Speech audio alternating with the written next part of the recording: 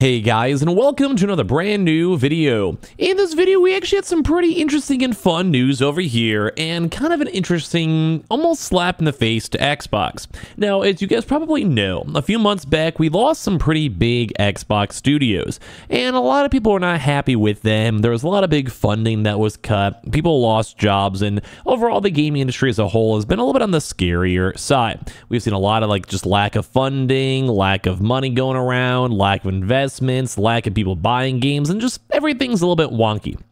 But sometimes these wonky decisions don't usually make sense, and that's what a lot of people, myself included, when Xbox basically went and dropped a lot of game studios and let people go. And although some games were very well received, such as Hi-Fi Rush, people just didn't know why they were getting rid of them. Maybe no outside funding, maybe they just kind of gave up on it, maybe they saw no future on it, whatever it might be. But not everyone is as dumb as Xbox can be, and we have some really good news right now going on for the future of some of the more beloved game studios and franchises and what that kind of means in the gaming sphere. So if you guys will sit back, relax, and enjoy, we have the Twitter and Twitch room down below. If you guys want to follow, subscribe to the channel on YouTube if you guys are new, leave a like, your thoughts down below, and of course check out the Target links down below for the summer holiday sales, and let's dive into some pretty cool stuff. So I'm sure you guys have may or may not had a chance to go and see. Also, I do need to do like a nice shave. One of these days soon. I don't think I wish I had a better beard, man. I would just wish. But anyway, if you guys have missed it, Tango Gameworks was unfortunately completely cut. A lot of people are upset about it. I was too. I thought like Hi-Fi Rush was a phenomenal game. Wasn't the best game out there. Wasn't the worst. But I enjoyed my experience. I fully beat the game. It was unique, fun art style, good vibe. And of course, that same game studio has made other cool games that I really liked. They're unique, and that's something I love. Ghostwire Tokyo is probably one of my more games of the year. Like, I thought it was a cool game. Now, there was some things that was lacking, like the gameplay got a little bit repetitive and the open world wasn't as advanced, but like I really liked it. And of course, a lot of people like the Evil Within 2 as well, both 1 and 2. And of course, Hi-Fi Rush was a good, well-received game. Won awards, people liked it, and people were not sure why Xbox got rid of them. The game itself may have not turned the most profit, but they were making good games. And not everything needs to be about profit, and sometimes you also need to let studios go and cook. Let studios go make things, especially when it comes to different types of genres of games. Some may not sell as well. And unfortunately, that's how it turned out.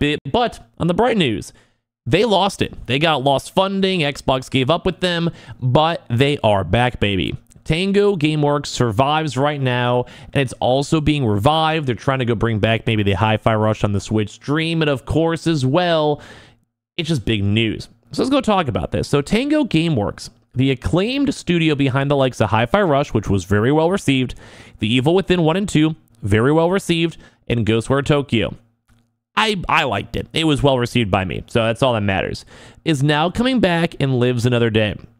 After being unceremoniously shut down by Microsoft earlier this year, the Japanese studio has been swooped up by South Korean publisher Krafton, which is also known, and I'm sure you guys have heard of these games, such as PlayerUnknown Battlegrounds and the Callisto Protocol. And the acquisition also includes the rights to Hi-Fi Rush IP. Although there is a weird one because it doesn't seem like they own the rights now, though, to the Evil Within or Ghostwire Tokyo that still belongs to Xbox. But we'll talk about that in a second. This is saying the press release from Krafton stated, Krafton intends to collaborate with Xbox and ZeniMax to ensure a smooth transition and maintain continuity at Tango Gameworks, allowing the talented team to continue developing the Hi-Fi Rush IP and explore future projects. Krafton intends to support the Tango Gameworks team to continue its commitment to innovation and delivering fresh and exciting experiences for fans. So my first quick breakdown, they're basically making sure when they're talking with Xbox and ZeniMax, because they were the owners of it, they were technically owned by Bethesda and then in turn by Xbox. So they're like, hey, we'll give you probably some money for them. Let's go get the team. We like the game they saw. We'll throw some money. We'll give them $50 million so they can make a future game and self-fund the things and pay salaries or whatever. And that would make sense. Now, I'm not sure entirely how much they're making or like what are the things Krafton has, but PlayerUnknown Battlegrounds makes a lot of money. Like, I almost think to the same level of Fortnite. Not as big, but like they are more in the mobile sector. At this point, they made a lot of money too as well from other games, and the same PlayerUnknown's is also making other future games. So like they got a lot of money coming in. And same with Callisto Protocol. It wasn't as big, but it sold okay. And so right now, like the crafting company has money. They have a few bangers going on. And like it's kind of like Fortnite. Fortnite kind of allowed them to invest into other games or the Epic Game Store, etc. And that's what they're kind of doing. Just getting more game studios and slowly building up their own publishing portfolio. And this is kind of a big deal. Because as of this current moment, like it's a unique thing. The gaming industry is very, very dull. The game industry sucks. We keep on seeing a lot of remakes and remasters, and it doesn't really go and benefit game companies to make and try something new. Because you try to make a game like Hi-Fi Rush, and maybe it doesn't sell as good, or maybe people don't like it if it's a weird taste of a game. And then you sit there, and then you lose your job, and you lose your studio you've been working on for 20 years, and everyone's depressed and sad, and then your life sucks. So why would you even try to make something new when you could go make Borderlands 5, you make GTA 6, you go make Last of Us Part 3, you make Spider-Man 4. Like some of those don't exist yet, but they will, and I'm sure you guys have seen hundreds of Spider-Man games throughout the years. Not hundreds, but like just a lot of God of War games. And it does get old.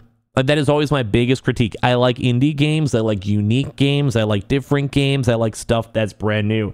And I hate that these people got hurt by trying something new. Ghostwire Tokyo was well received. Evil Within, very good game. Different. Hi-Fi Rush also was shadow dropped with very minimal marketing. And on top of that too, people liked it. I played it, I beat it. It was a good game. So you kind of sit here thinking like, bro, why even bother? Why even bother? And that's what a lot of people probably think, and that's why we make the same game over and over and over and over and over and over and over again. And it sucks. It really does suck. So I have to go give my claps off to Crafton, to the point where even me, hearing about whatever game might come out, whether it's Hi-Fi Rush 2, they do a sequel, something with the IP, an anime, a comic, or maybe just using that same vibe of a game, dude, I'm into it. I'm down. So it does kind of suck though. So the big issue for this one is the fact that Xbox is not really gonna probably do much with the Evil Within or Ghostwire Tokyo. I think those two games may be going into the lock. Like they're gone. It sucks because I would love to see like either a big DLC for Ghostwire Tokyo or making another iteration of that one. That'd be a phenomenal game. Dude, do like a Ghostwire Korea or something, bro. Like, that'd be sick.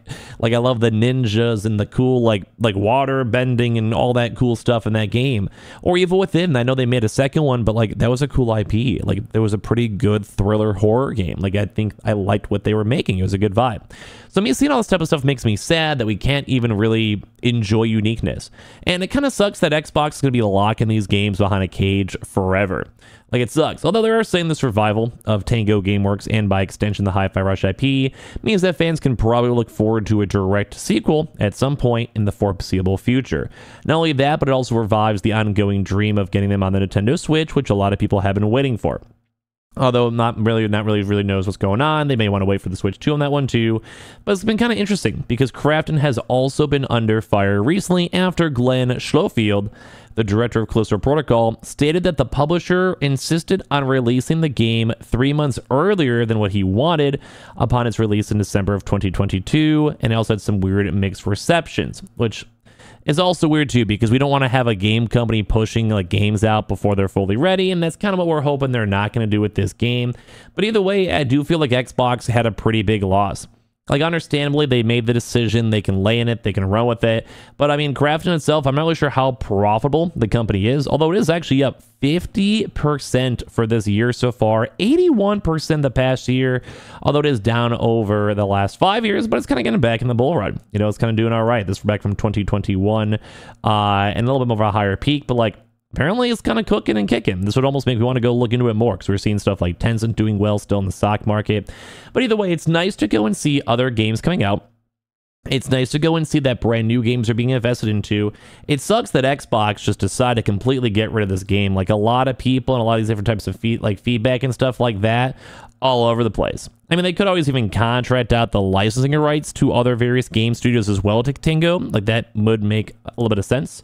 And then Xbox gets their money regardless. But it does suck because Microsoft keeping these IPs keeps them away from other people and doesn't make things as good. And it just sucks. Either way, I think Xbox lost some crazy good games today. I do think that hopefully Hi-Fi Rush has a future, and I'm happy to see that someone did go buy it on out. I'm going to round this up to good news. So make sure you guys check out the Target links down below. We have the Twitter and Twitch room as well if you guys want to follow. We also have the YouTube links as well, and I appreciate you guys all very much for watching in the first place. I love you guys very much.